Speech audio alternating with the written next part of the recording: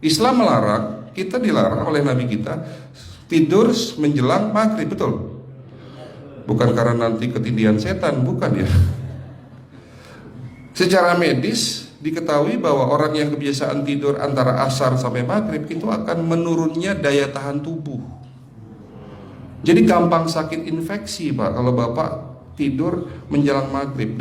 Kalau sekali lagi setelah sholat subuh gampang pikun, aliran darah ke otak itu tersumbat, ya, jadi stroke penyakitnya. Tapi kalau tidur setelah asar sebelum maghrib, itu daya tahan tubuh kita akan menurun. Materi terakhir ini 6 langkah praktis, ya, Bapak bisa lakukan di rumah mulai hari ini. Langkah pertama, mulai hari ini jangan makan malam, Pak.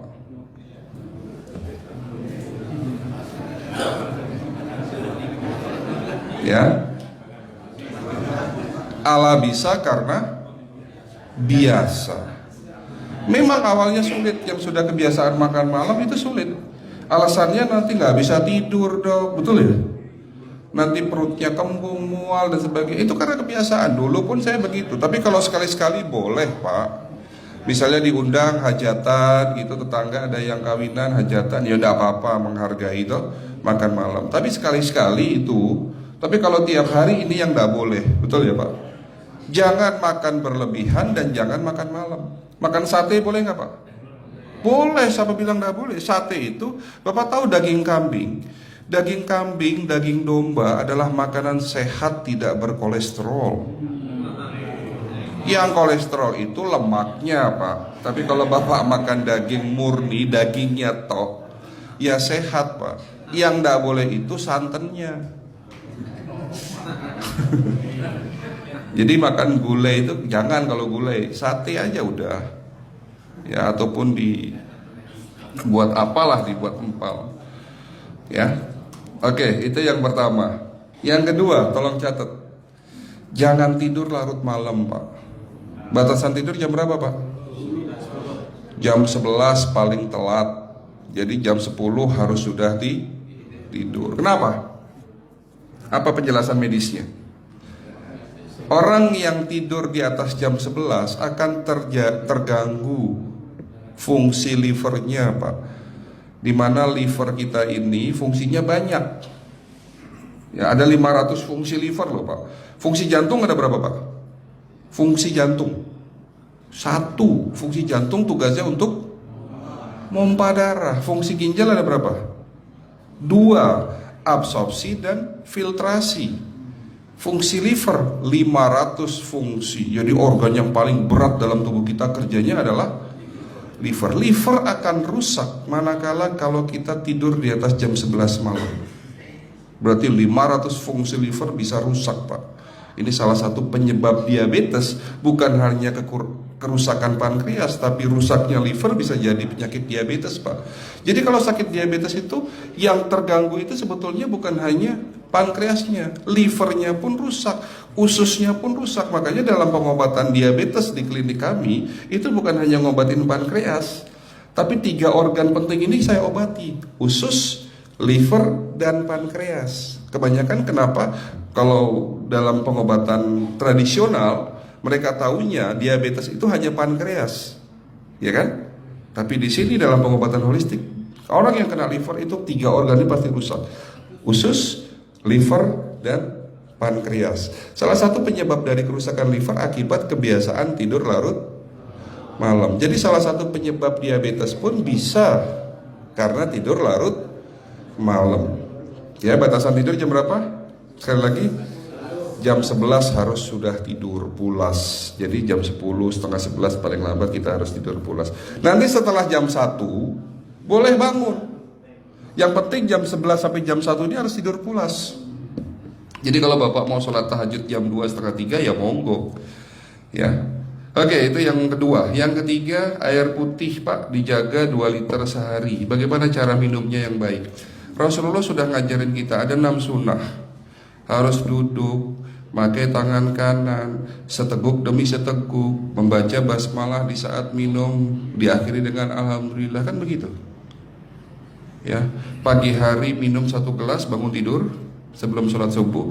Setelah sholat subuh boleh teh, tapi juga dibilas dengan 1 gelas air putih. Sebelum mandi nanti Pak, minum air hangat. Kalau Bapak mandinya pakai air dingin boleh, tapi sebelum mandi minum air hangat, biar tubuh kita ini jangan terlalu dingin di saat kita kena air dingin. Sampai maghrib pastikan 2 liter sudah masuk dalam tubuh kita. Malam mau tidur, tolong perhatikan Ibu ya, malam mau tidur jangan banyak-banyak minum. Nggak boleh minum malam itu segelas sampai 2 gelas mau tidur. Cukup seteguk 2 teguk saja. Karena kalau sampai kita minum mau tidur 1 gelas besar, ginjalnya malah rusak Pak. Ya. Oke, itu yang ketiga. Yang keempat, puasa. Lakukan puasa secara rutin, insya Allah kita sehat. Nah, untuk penjelasan atau materi puasa, nanti bisa hubungin staf saya. Nanti di bulan Ramadan tahun ini, kalau memang masih ada slot 1 sampai hari ke-20, saya bisa mengisi manasik kesehatan yang berkaitan dengan manfaat puasa untuk kesehatan. Insya Allah kalau memang masih ada slot waktunya, karena kita di bulan Ramadan hanya 20 hari kita mengisi manasik. Ya. Oke, itu yang keempat. Langkah keempat. Langkah 1, 2, 3, 4. Langkah kelima. Nah, sebelum saya menjawab yang kelima, saya ingin membacakan sebuah sabda Rasulullah. Rasulullah bersabda, di dalam tubuhmu ada segumpal daging. Jika segumpal daging itu sakit, akan sakitlah seluruh tubuhmu. Dan jika segumpal daging itu rusak, akan rusaklah seluruh tubuhmu. Apa itu segumpal daging? Segumpal daging itu adalah hati. Tapi ternyata yang dimaksud Rasulullah itu bukan liver Pak. Yang dimaksud Rasulullah adalah hati kita, roh kita, jiwa kita, perasaan kita. Kalau hati kita rusak, kita banyak penyakit hati, iri, dengki, sombong, takabur dan sebagainya. Penyakit fisik akan muncul dalam tubuh kita. Ya, tidak ada orang stres itu sehat, betul tidak Pak? Tidak ada orang yang suka marah-marah itu sehat, betul tidak? Bahkan Rasulullah mengajar senyum adalah ibadah. Senangkan orang lain, permudah urusan orang lain, insya Allah kita sehat. Ya. Jadi itu langkah ke-5. Langkah 1 sampai langkah ke-5 sifatnya individual. Bapak bisa lakukan sendiri di rumah. Tapi langkah ke-6 ini butuh bantuan pihak dokter atau rumah sakit. Kira-kira langkah ke-6 apa Pak? Lakukan pemeriksaan sebelum sakit. Jadi periksa itu jangan nunggu sakit baru periksa. Jangan seperti kayak Bu Ustazah tadi, diajak periksa, jawabannya takut ketahuan penyakitnya. Setelah stroke baru datang ke klinik untuk minta diperiksa. Kalau sudah stroke susah nggak nyembuhinnya Pak? Kata kayak beliau nih, sudah 2 tahun tidak sembuh-sembuh karena sudah terlanjur stroke. Tapi kalau beliau melakukan general check up, mohon maaf ya Pak, kalau beliau melakukan general check up rutin, insya Allah tidak akan kena stroke, karena sebelum stroke sudah diobati dulu. Karena stroke ini bisa kita lihat dalam scanning dengan alat yang saya punya, insya Allah kelihatan ini. Oh ini sudah mulai ada tanda-tanda mau penyumbatan, buru-buru diobati. Memang takut Pak, tapi pesan saya jangan takut. Ya, lakukan pemeriksaan supaya kita tahu, supaya kita kenal. Gitu ya Pak.